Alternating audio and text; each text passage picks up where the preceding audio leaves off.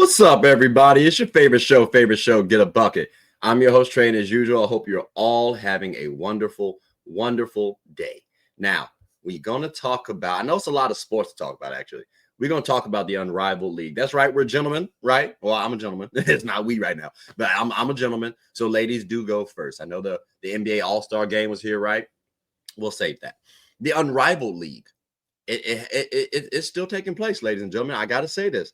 And it's a good one. It's a good one. It just finished its one-on-one tournament. And I gotta say, and I mentioned the NBA All-Star game specifically, because you're gonna hear a little slander, right? But I think the NBA needs to incorporate this one-on-one tournament. And I said this before, and I'm gonna keep reiterating this as well. These girls played their ass off. Like butt cheeks is still on the ground right now. I'm telling you, in Miami. So the finals consisted of a couple of good players: Arike Stevens, Arike Ogunbowale, Aaliyah Edwards, and Napheesa Collier. Now, these four women showcased a good amount of skill, a good amount of talent, a good amount of entertainment. And I was not disappointed at all, unlike the NBA All-Star weekend, but that's another discussion for another day. Like, these women hooped. Shout out to Arike and Arike. They did lose in the semifinals, but they provided some excellent entertainment. Now, Arike and Aaliyah's game, it went a little quicker than you would have liked. 11-2 was the result. Here's the thing, though. It's one-on-one, ladies and gentlemen. All right.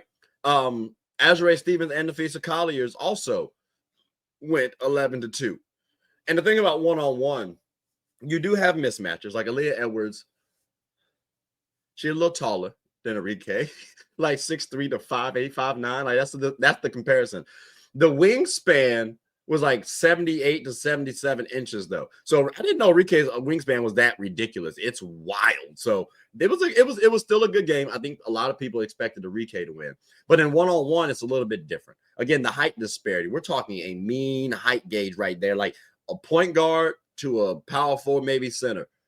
That's a big difference. And with bigs, all you got to do really is get to the paint and lay the ball up. That's basketball is really simple. And you get to see that in one-on-one. Arike Stevens and Napheesa Collier, they actually had a little bit more of a duel because, well, you got to deal with players of similar height. They were similar height, similar wingspan. So now it's, all right, who's the more skilled player? That's what that boils down to. So when you see Aaliyah Edwards beating an Arike Ogunbowale, that does not definitively mean that she's a better player. No. It just means that in one-on-one, she had the mismatch.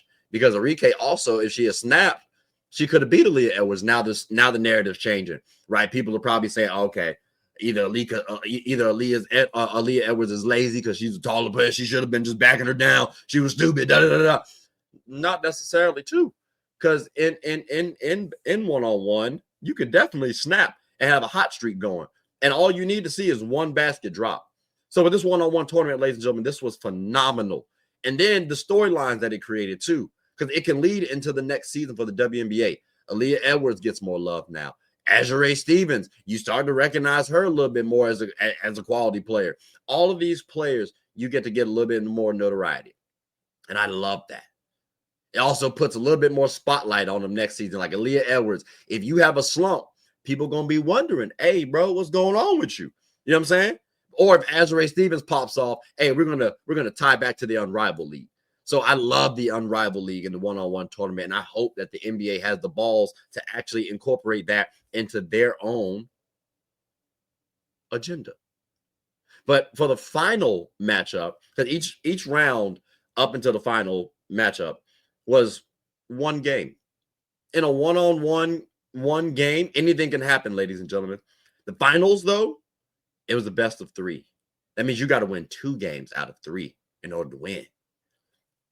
Napheesa goes up against Aaliyah Edwards. Aaliyah's still taller by like 2 inches. Similar wingspan. And I got to say, the drama started out phenomenal. I personally expected Aaliyah to win the first game and then Napheesa to win the next 2. I didn't know how the last one was going to go, but I did expect Napheesa to win. I didn't know if it was going to be a blowout or a close win. I can't hold you. I'm not going to lie to y'all. And what happened was Aaliyah won the first game 9-6. It was a really good one too, because I thought Napheesa was actually about to win it. And Aaliyah came back, and then it makes you think, hey, Aaliyah could win this. Remember, she's the 8th seed. Napheesa's the 1 seed. And Aaliyah actually had a really tough journey to get here. She had to battle 3 number 1 seeds, Brianna Stewart, Arike Ogunbowale, and now Napheesa Collier.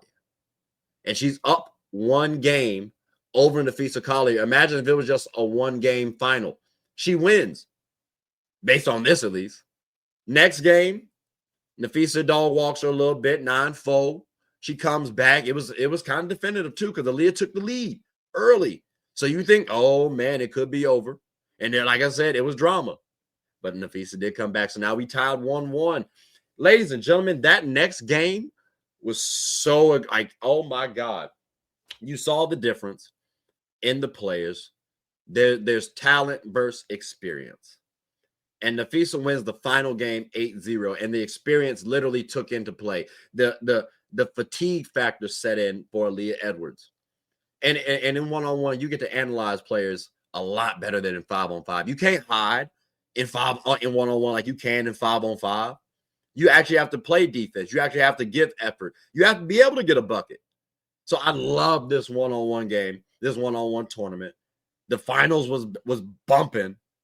And you got to give a tip of the cap to all the ladies out there who participated. Shout out to Napheesa Collier for actually not only forming the league with Brianna Stewart, but winning it herself. And then saying, too, she's the best player in the league. Like that's kind of ballsy right there, ladies and gentlemen. You don't get that too often. You do not get that too often. So, again, this unrivaled league, you have to pay attention and keep in mind that it's still going on too. That was just the one-on-one tournament. There's still a 3-on-3 basketball tournament that's taking place as well, or season that's taking place as well. So there's still more hoops left. And then you got the WNBA season coming in later on in May.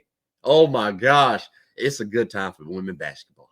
But I'm hoping that we actually get to see more hoops like this. Because again, my excitement factor for this was phenomenal. There's a couple other things I would love to see too. This gets basketball, I think, on the right track. Imagine, let's take this to the NBA real quick. Imagine if you get to see NBA players, and let's just hypothetically say during, I don't know, something like the All-Star break, having one-on-one basketball. You have all-stars battling against one another. Maybe we could see Victor Wembanyama versus Trae Young. Oh, you think that's unfair? Okay, because we just saw Aaliyah Edwards battle Arike Ogunbowale. So while Aaliyah might not be on Victor's level, the disparity in height could be similar-ish. It's a big versus a guard. So for me, I'd like to see that. And who knows, maybe Trae Young actually wins that matchup. That sparks a lot of storylines, a lot of narratives now. And I'm sure people are going to read into that like, oh, is Victor really the deal? It's a one game. Anything could actually happen. But until we get to see that, it's just all hypothetical. It's just wishes. But shout out to the WNBA and the Unrivaled League for actually, or shout out to women's sports, women basketball for starting this trend. Even the world versus the USA or versus the Olympic versus the All-Star team. I think the NBA might be incorporating that soon potentially. So fingers crossed that we do get to see one-on-one tournaments for the NBA, because the women have already shown you can put your ego aside as a professional athlete and go get a bucket or stop someone from getting a bucket. And it's extremely entertaining to watch. But ladies and gentlemen, that's all the time I have. I wanted to make sure y'all knew about the Unrivaled League's one-on-one tournament. Again, very phenomenal. If you have not watched it, you can still watch the games, watch the highlights on YouTube. I'm definitely going to be rewatching them. So, and I'm still going, I have yet to see Brianna Stewart versus Aaliyah Edwards for some reason. That first round is still phenomenal. So I'm definitely going to tune in. But ladies and gentlemen, boys and girls, I hope you have all had a good one. Please like, subscribe, comment, tell anyone who's anyone, one, about the Unrivaled League, and two, about my show. My name is Trey. I'm the host of Get a Bucket. Hope you are all having a good one. Take care.